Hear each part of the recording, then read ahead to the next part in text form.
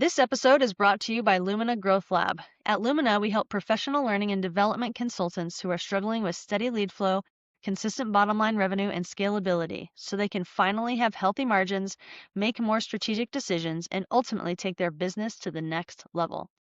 Most of the time, our clients come to us frustrated because nothing seems to work outside of word of mouth and referral-based growth. But with the right strategy and support, they're able to confidently add new channels of lead generation that create sustainable revenue and year-over-year growth for cheaper than ever before because of the use of AI technologies. If that sounds like you or someone you know, connect with me on LinkedIn and I'd be happy to have a conversation with you about unlocking your business's potential. Now, let's dive into today's episode. Welcome to the Marketing Matrix. I'm your host, Lisanne Murphy, and I'm so excited to be joined today by the wonderful, beautiful, and talented Jennifer McKenna. Jennifer, thank you so much for coming on the show. Thank you for having me, Lisanne. Very excited to be here. Guys, I am seriously so excited for you to learn from this powerhouse of a woman. I met her recently, and I was just blown away by her wisdom. Like, I think wisdom is really like the way that I would describe her. Her depth of professional experience, as well as like her ability to navigate the storms of life, has really been remarkable. And so I'm very, very excited to have you give her an opportunity to share her story, as well as have you learn from the insights that she's gained from life so that you can apply them into your own. Let me take just a moment to introduce her, and then I'm going to let her just take it away. Having been nicknamed the Corporate Exorcist, the Heavy, the Culture Ninja, Jennifer McKenna, often referred to as JMac, has 23 years of experience moving leaders and teams through conflict successfully. With her guidance, tools, and insights, key relationships and sometimes whole cultures come out stronger and with higher levels of trust. Okay, so I just have to say, like, those nicknames are like the best thing I've ever heard. So Jennifer, I want to give you an opportunity to tell a little bit about your story, but I would love for you to start with like how you got one of those nicknames. I would love to share that because I didn't give myself any of them. So the Corporate Exorcist was one.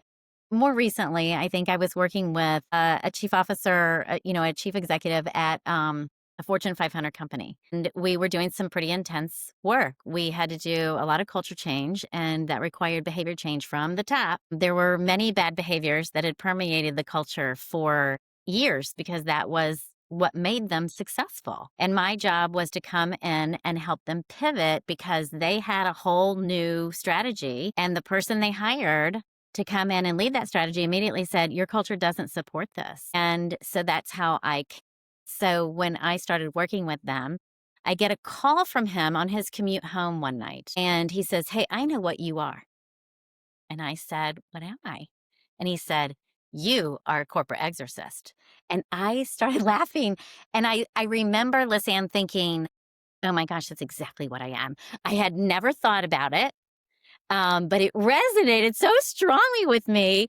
And he said, and then he kind of laughed and he goes, you're pulling all the corporate demons out of us. Everything we got conditioned to do and be is not who we actually are. And we're better than this. And I've never in 34 years worked with anyone who does it like this. And so I was like, I think that's a compliment. When somebody calls you a corporate exorcist, it's interesting. So that was one. The Heavy was years ago. I was working with a federal agency, and they had been through several lawsuits. They had one that had already, it was an EEO lawsuit, which is the Equal Employment Opportunity Act. And they had another one pending. And when I got there, there were these people who were just like this. Who are you?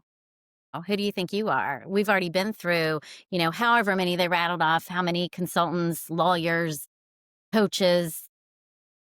And by the way, just for your audience's knowledge, I'm only 4'10". So I'm not scary. I'm not scary looking. There's nothing about me that's scary. So that's what makes these nicknames so funny. And so I just smiled and said, well, I don't know what I can do either, but let's find out, right? And so after many months of all this tumultuous, massive, tense conflict. We moved them and they started producing again. They started trusting each other again. We were popping champagne together over dinner. And I remember during one of the last engagements, somebody saying, "Hey, do you have any idea what your nickname is?" And I said, "No, I didn't know I had one." And they said, "Oh yeah, anytime we knew you were coming into the office, we would all just kind of whisper, 'Here comes the heavy.'" That's incredible.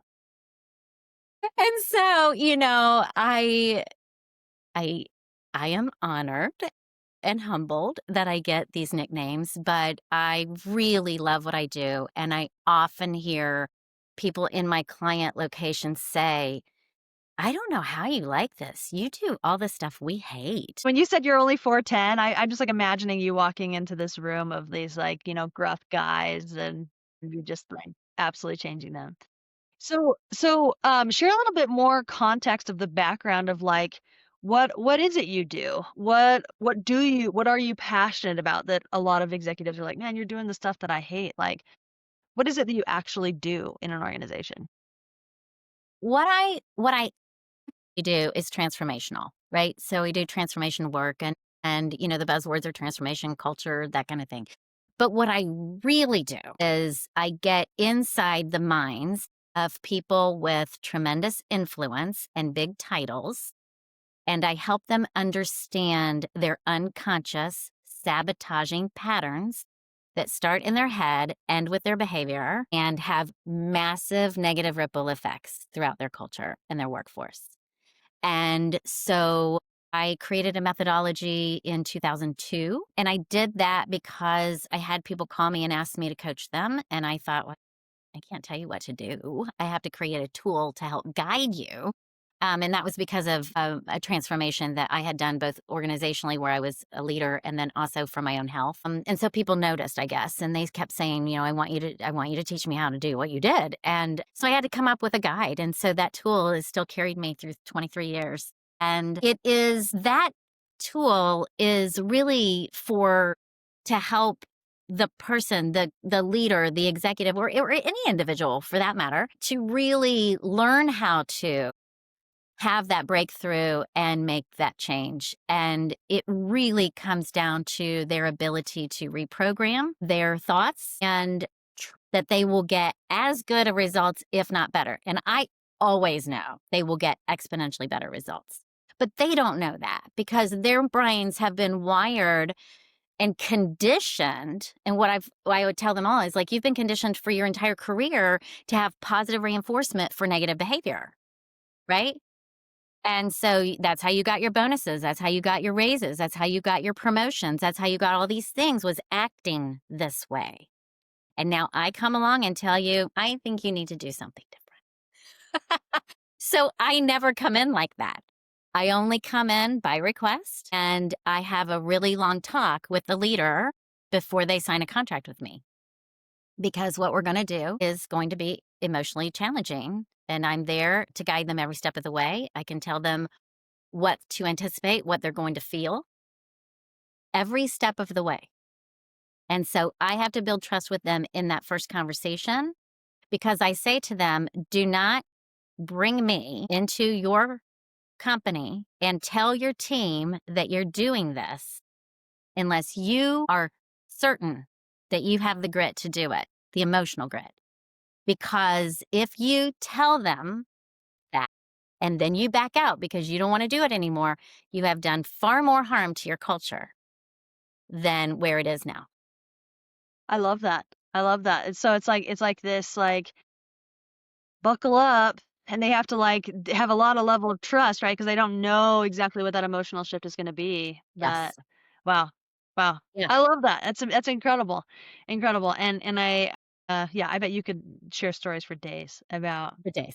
But I time. won't, because I will tell stories. I will always tell the stories, but I never identify who the Sure. people are in any Absolutely. way. I mean, it's Absolutely. sacred work, and I Yeah. end up really adoring my clients because of the work that they do. Well, I'm sure. It's an honor to witness change. Yes. It Yes. is. Yeah, I was just texting with a friend this morning, and I was talking to her about how, there's a lot of people in the world that can, philosophize, like talk deep, Yeah. Yeah. but like very few are actually willing to like take a hard look at themselves and like be willing to recognize the things that need to be shed and to actually change. Like it's a very brave soul, right? Yes. That's willing to do that. Yes. So Yeah. I love that. It's a great point you make, and one time I asked one of the executives I had worked with after we did some really powerful work together. I asked him in retrospect, "So what made you decide to do this knowing how hard it was gonna be?" And he said, "Because you basically in that first meeting made it sound like you didn't think I could." That's awesome. Me up because I had no idea that what I had tapped into was his competitive spirit. I had no idea. I thought he just really deeply wanted to change.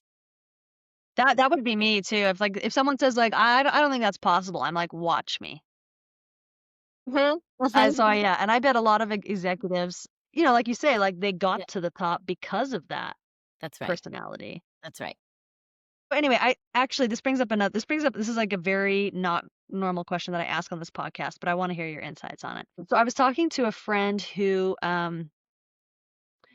she amazing at creating change in people. But her personality is very like she's way more soft and more of like an intuitive and not like your type A aggressive like change or what, like type personality. And she's talked to me about she's like I fear like I'm not going to be able to succeed because I don't present with like the types of characteristics that get people status and influence. Mm, But she's like an absolute ninja yeah, at yeah. helping people like change at a very, very real level. So I'm curious, like your thoughts, like for someone like that wants to create change, like how do they like is it possible to have influence without being like a type A? Like and like Absolutely. how what advice would you give her Well, let's if look at you it this if asked way. that question? Um, um, some of the most powerful people are the most graceful. And so you can look at iconic leaders and just see that, right? It's not the person that is the loudest that is the most powerful. It's and honestly, that's part of why I named my new book and brand True Power, because I think we have a very twisted view of what power actually is, right? We think of it we have made the idea of power synonymous with the abuse of power. So if you're not hard hitting and pushing and grinding and forcing, it doesn't seem like you're powerful, right? We think of it more as like a locomotive instead of a feather. And so I would say to her or to anyone who's feeling that way that most often the most powerful change can be evoked from a simple question. And it doesn't have to be screamed. It's just a simple question that causes people to reflect. And you can pose that question to anybody, no matter what their stature is, no matter what their title is, no matter how much money they make. It is really about pure intentions and the courage to speak at all. It's not about the power stance. It's not about the tone. Now, granted, people do pick up a very high percentage of information just from tone alone, but think about it yourself. What do you pick up when you hear someone who's type A and that tone and trying to push you? Do you actually think that that's the person who's going to initiate the most positive, powerful change? That's a good not always. I mean, sometimes, like if they're really good with their words, and you're like, that's persuasive. Like, yes, I can get behind that. But sometimes it's off-putting. Yeah. Yes. And so, what's going to make the difference is the intention. Mm. Am I intending to manipulate someone? Am I intending to force someone against their will? Am I intending to force someone into my own agenda? Or am I intending to create a big win here? Yeah. Yeah. That's good. That's really good. I love And that. I so really appreciate that. it's difference. Yeah. Yeah. I appreciate that reflection. That's really good. So, and something that I think about often is like, how do you make change permanent, right? Because I mean, the world is filled with platitudes and tactics and quick fixes and conferences that get you all jazzed up. And then you have all these ideas, and then you come home and your life smacks you back, and your journal gathers dust, and all of that inspiration doesn't actually result in change. Like, what is it from your perspective and experience, like, creates a permanent shift? Yeah, I have created a lot of tools in my toolkit for people to navigate that because that is a very real and inevitable part of the change process, right? So, the biggest thing that I see is that when people fall back into old patterns or old habits, they immediately think they failed and they're like, back to their old ways. And they've labeled themselves as a failure and they've labeled themselves as it's impossible to do this. And what I try to instill in everyone is like, no, that is actually a mark of progress. We live in a world of relativity. There is polarity in our physics. No matter what you do, no matter how many TikToks you watch, no matter how many hacks you have, no matter how many lottery tickets you win, we live in a world of polarity. There is always going to be light and dark, good and bad, happy and sad. That is life. And that doesn't mean that we just anticipate the worst. It means that we shift our perspective and say, okay, can I still be happy when the challenges are really hard? Can I still forgive myself when I fall off the wagon? Can I still believe in myself no matter how many times I feel like I have failed? And it's that mindset shift that's critical. It's not as though when you take on these tools and you take on this new intention and you have this whole new lease on life and you set out to change so much, it's not as though you're not going to be set back. You're not going to fall down. You are. Everybody does. But understanding that that is a mark of progress instead of regress is really crucial.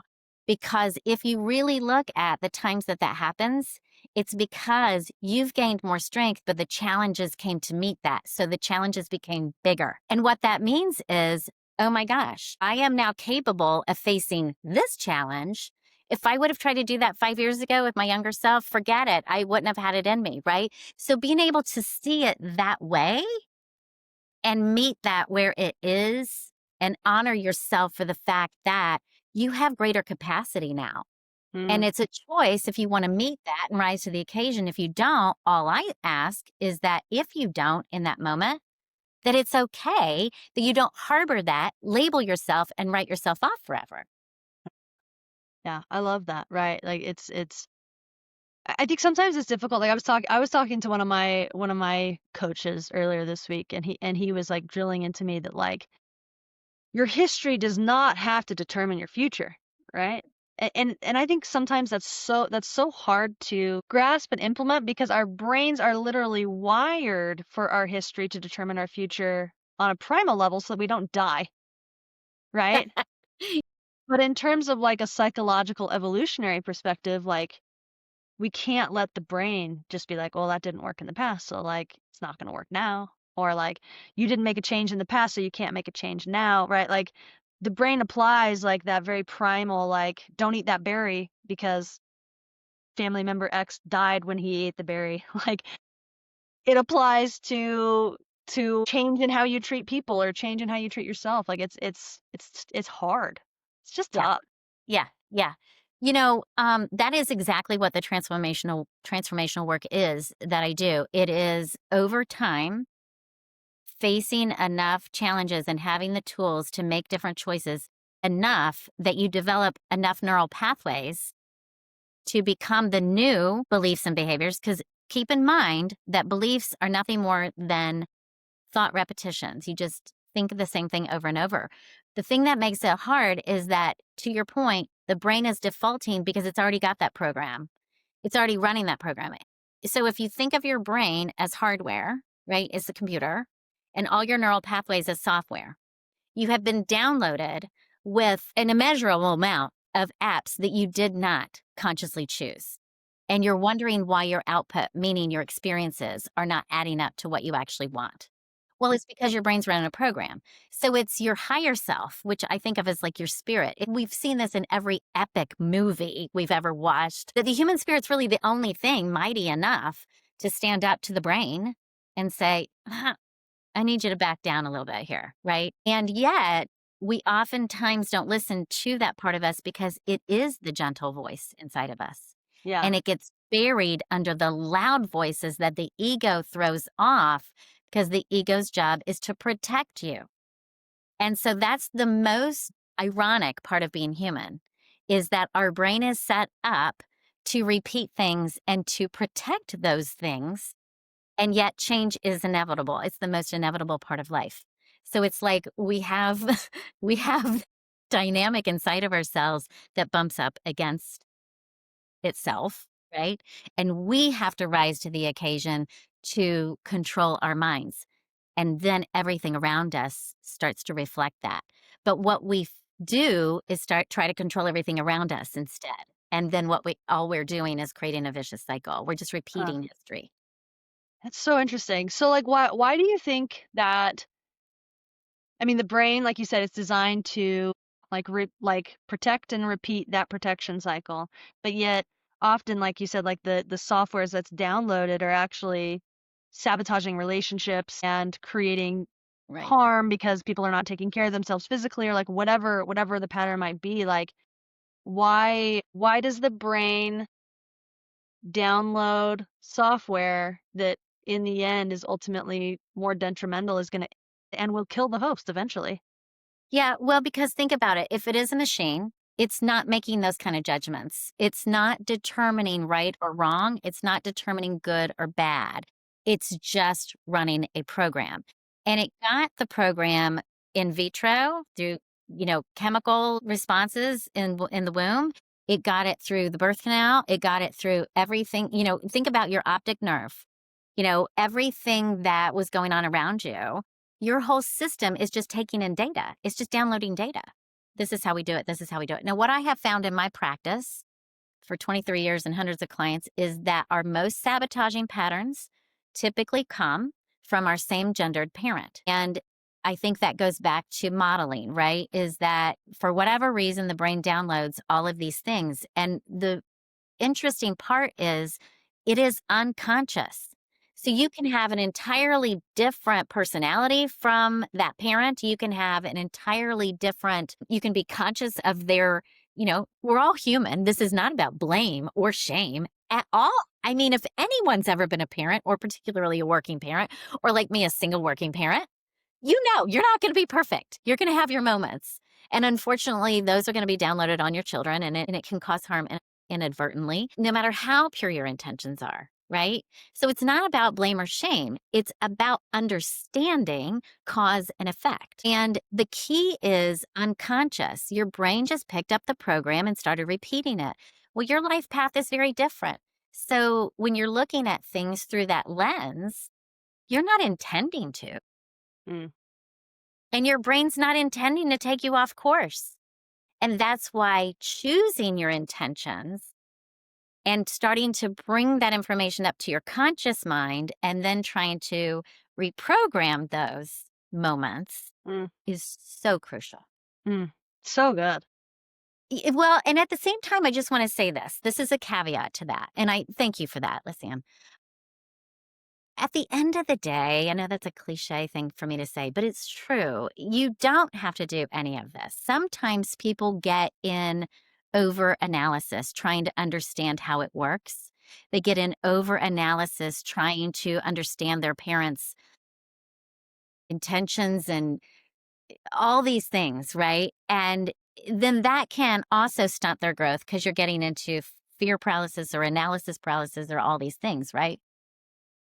And so what I just like to gently remind people of is that you can do that. And I've got tons of tools to help you do that effectively and productively, but you also don't have to. What you can do, the cheat sheet to all of this is just choose joy. Just choose joy. So And how do you do that in an authentic way? you know? Just What like makes taking me it. laugh, and even at myself when I'm like, letting all of the circumstances of my life, like, just drain my brain and come down on me hard and put me in a dark space or whatever. And then I wake up and I laugh and I say, why? Why is it so hard for us to just be joyful? Like, if that's really our only job, why do we make it so difficult? And it's because we always want to look at what's wrong in our lives. And what we have to do is intentionally move our focus, our perspective, onto what's right, Despite the circumstance. despite the circumstances. Yeah. Yeah, that's the most important thing every human being can do. Yeah. I love that. I love that.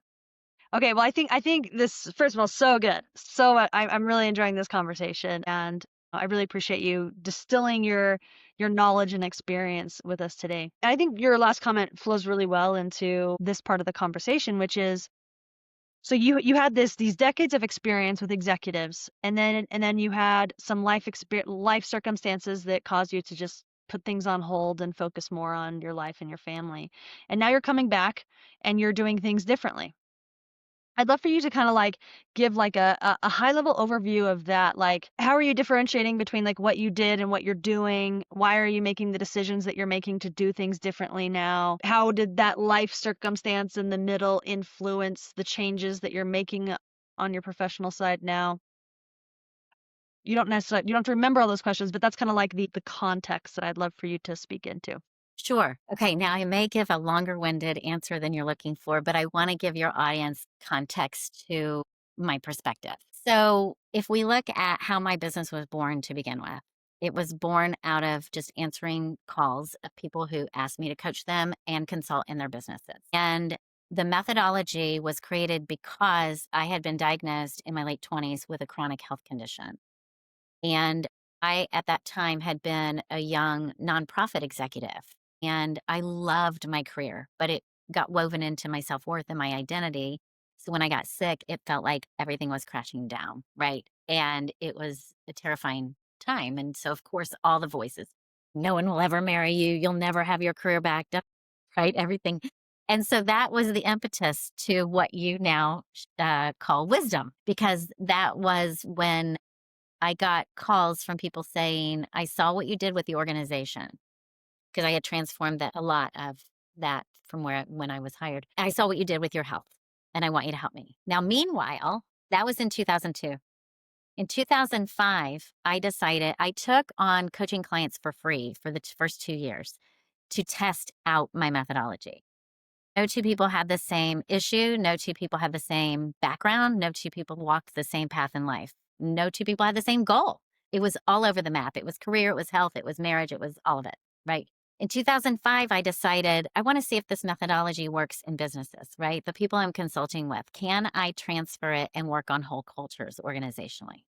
And so that was the big pivotal moment when I started doing this level of work in my consulting practice. Fast forward, okay, it takes off. I get all these, and everything's referral, everything's word of mouth. About halfway between when I started and where I am now, I was diagnosed with breast cancer on the heels of a divorce.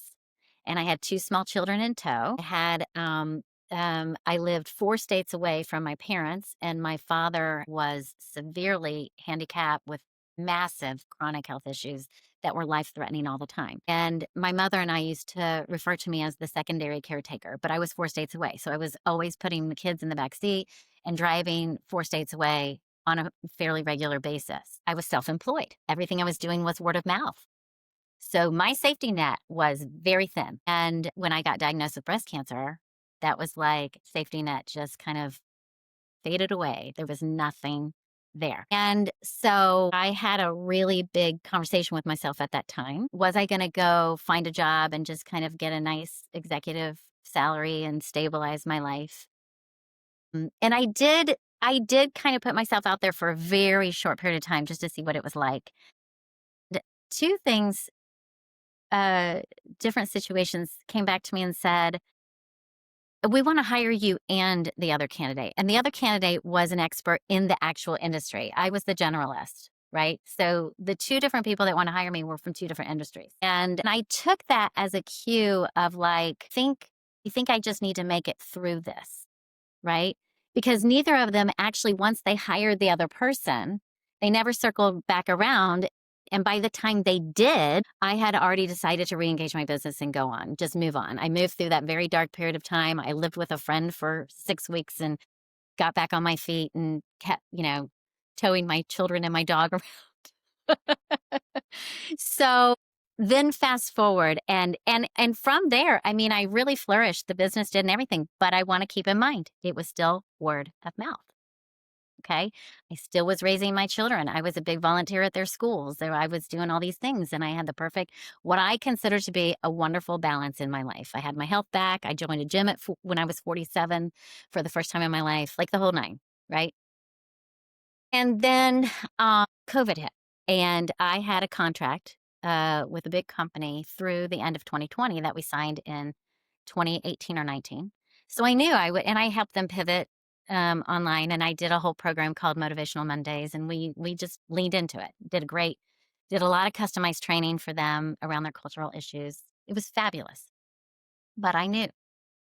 Again, no safety net. I had not built the business. I had just responded to calls. And I had been very blessed that I had had several calls over the years. But now I was facing this again. So you talk about history repeating itself, right? You can see me going through the cycle like every 10 years. And then my father had just passed away. My mother was getting very sick. My kids were leaving for college. It was all just falling away. Because after that contract ended, then I was a non-essential service. And I knew I wasn't going to I don't think my phone's going to be ringing anymore. Right. And so I sold my house.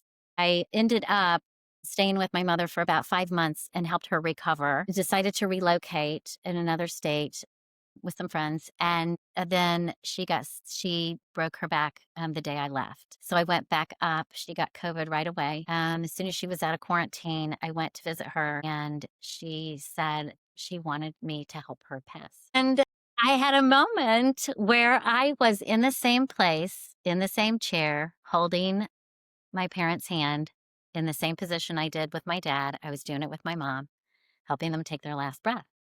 And while I was there, I had two dear friends ended up very sick with cancer, and they both ended up passing the same year. So then I had to not just sell my house, but I had to then sell my parents' house, clear it out. It was a very intense year, to say the least. I walked away from the home I loved. I walked away from the city I loved. Everything was just, my kids went to college. Everything was just kind of falling away. And I didn't have my career to fall back on like I always did, which was such a big part of my identity, right? And so in that space, I had to really think about what was a bigger change that I needed to make in my life because I had already mastered the physical. I'm the strongest I have ever been. I'm very healthy. I'm on zero pharmaceuticals, 55. But the financial piece, the business piece, all of that was still incredibly unstable. And so that's when I had to say, okay, it's time to build. I did it with my health. I've been not intentionally taking advantage of my referrals, but I can't do that anymore. And I had to make a big decision again. Am I going to see this through again? Am I going to stick with this business? And I will tell you, there was only one reason why I did. And that was because of the clients who talk about how transformational and life-changing the work is. And I looked out at the world and I thought, I'm not the only one struggling right now. I am not the only one. There are now millions of us struggling. And I want to be there to help other people through this. And that was the only reason why I decided to take a deep breath, practice what I preached, and go at this again. And so here I am. I launched a book that I'm very excited about. And I am intentionally scaling my business to help as many people as I can. I love the history and the pieces and the context. I mean, it makes everything more meaningful, and that's what's important. So when you say like you're building your business intentionally, and like you mentioned a cycle that you're repeating, like what cycle are you trying to break? How are you doing it intentionally this time? Well, what I discovered in my self reflection, which is the ironic part of putting the book out and being on a podcast, what I discovered in my self reflection was that The thing that was holding me back from ever but proactively building my business was my own fear.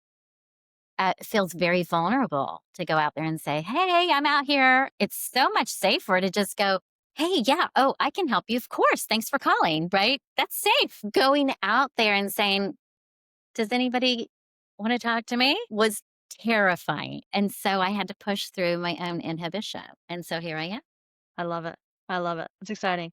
So is your the new with biz with True Power, is it going to be more of like a B2B B models like you did before, or is it more, are you going a B2C, like you're trying to get these tools into the hands of millions like you mentioned? Yeah, so it is more of a B2C model.